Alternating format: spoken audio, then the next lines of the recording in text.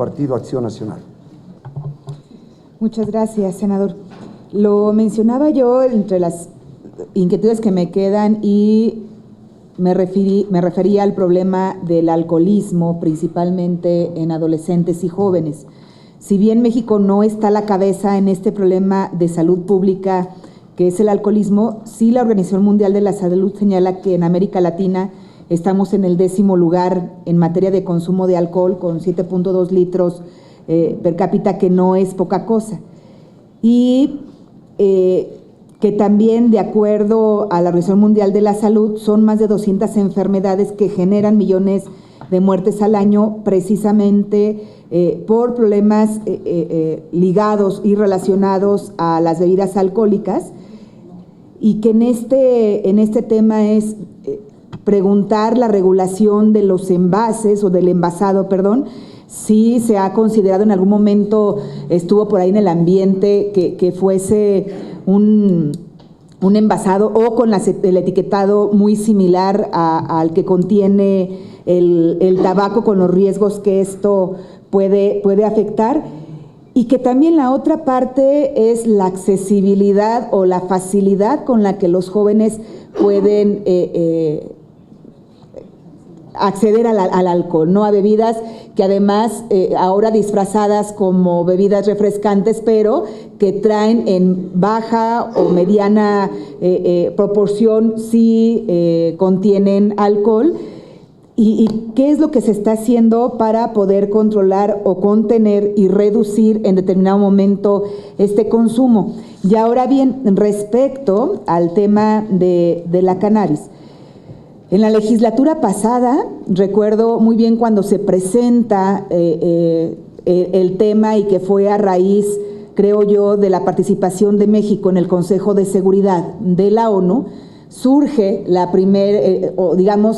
primeras expresiones de la necesidad de poder regular la cannabis para uso lúdico, pero además donde se decía en ese momento que podría ayudar a disminuir la violencia e inseguridad en el país. Después se presenta ya una iniciativa, pero donde se le da el sentido que es para uso medicinal. Y yo recuerdo muy bien que estuvo en la discusión, los foros, recibiendo todos los comentarios, las aportaciones durante varias semanas. Y surgió la preocupación en médicos, que en lo personal me buscaron colegios de médicos, de psiquiatras, de psicólogos, alertando sobre los riesgos que podría traer en determinado momento la legalización, y haciendo referencia a lo que había sucedido en Gran Bretaña, después de que hacen una evaluación años después de su legalización o apertura al mercado, y se dan cuenta que los gastos de salud se incrementaron impresionantemente para contener enfermedades como esquizofrenia, enfermedades mentales, y que esto, lejos de reducir el gasto, es decir, lo que se ahorraron por un lado en la inspección, se triplicó en la atención médica,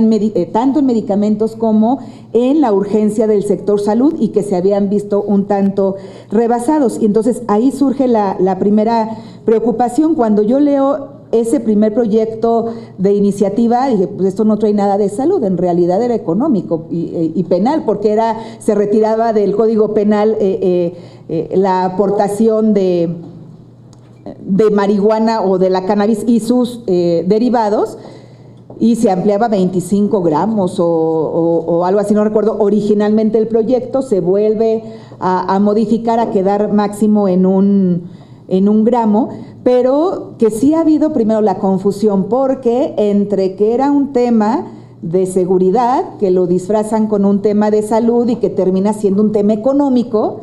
y finalmente se revisa nuevamente y cae para uso medicinal.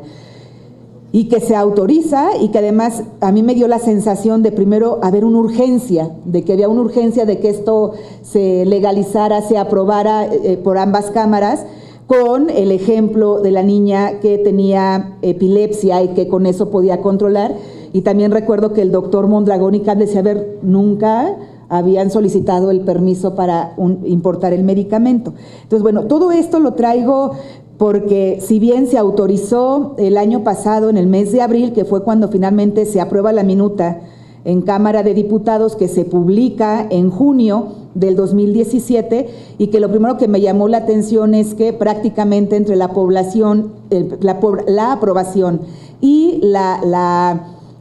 publicación de los lineamientos, pues pasó año y medio. Entonces, lo que parecía al principio una urgencia, como que terminó no siendo tan urgente. Eso lo digo desde fuera, sin conocer todos los procedimientos, y por eso es que lo pongo en la mesa. Y ahora recién salen los lineamientos y entonces ya surge la inquietud de que no solamente sea para uso medicinal, sino ampliar ya para uso recreativo y demás. Y otra de las cuestiones que me llamaron la atención, que recuerdo que el énfasis era sí para el uso medicinal, y cuando yo leo los lineamientos, pues veo que hay para uso industrial, y entonces hay bebidas alcohólicas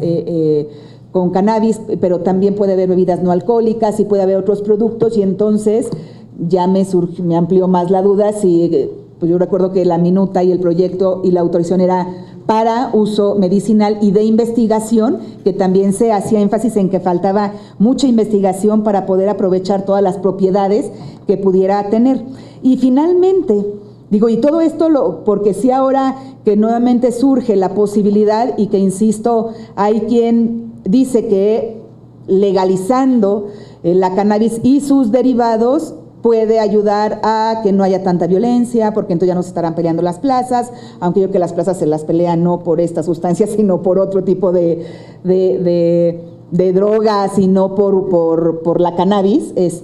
o que si eso va a ayudar en determinado momento a un tema de seguridad, pero también a un tema económico, dado con nuestro país vecino, y que como allá en cada estado poco a poco se va legalizando en cada estado de la Unión Americana. Entonces, lo pongo en la mesa primero para ver qué considera la COFEPRIS de los riesgos de salud en caso de que ya no solamente fuera para su uso, como se autorizó en determinado momento medicinal,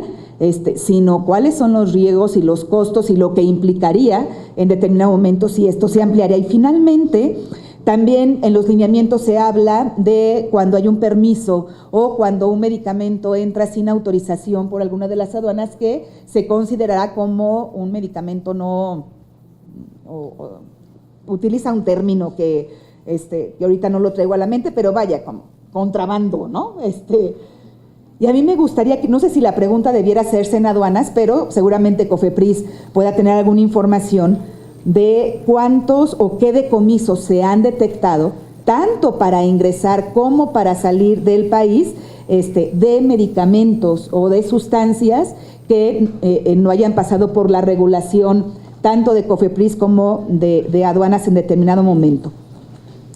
Creo que me extendí un poquito, pero le agradezco sus respuestas. Muchas gracias, senadora Alejandra Noemí Reynoso. Le daríamos la palabra al senador